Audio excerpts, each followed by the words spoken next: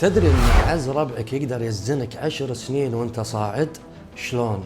انا الحين اقول لكم شلون يا جماعه. الحين موسم سفر وموسم صيف، هذه قضيه لان حصلت قريب جدا. تبي تسافرون يا جماعه، شباب مسافرين مع ربعكم، بنات مسافرين مع رفيجاتكم، يا اخي وايد سهله. كل وحده جوازها ولا كل واحد جوازه والبوردنج ماله ويدخل جنطته باسمه. ليش؟ انا الحين اقول لك ليش. في مجموعه 3 شباب ربع اهل ديوانيه واحده ربع قرروا انهم يسافرون مع بعض. راحوا المطار وقت البوردنج، بياخذون البوردنج بيدخلون الجناط. واحد فيهم شال الليله قال يا الربع عشان الزحمه انا ادخل جناطكم.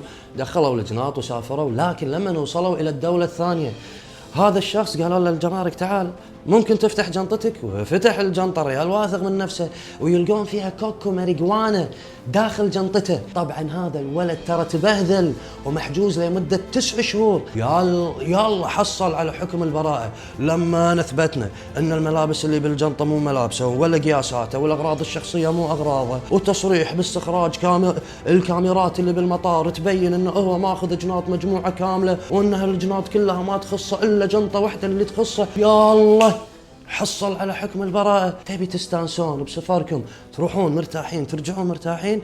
وقت الجناط، أنا أتكلم عن الربع والصديقات مو الأسرة الواحدة، وقت البوردنج كل واحد يحط جنطته وجوازه وياخذ بوردنجه عشان الجنطة تصير باسم صاحب الجواز. الله يحفظكم واتمنى لكم سفرات ممتعة يا رب.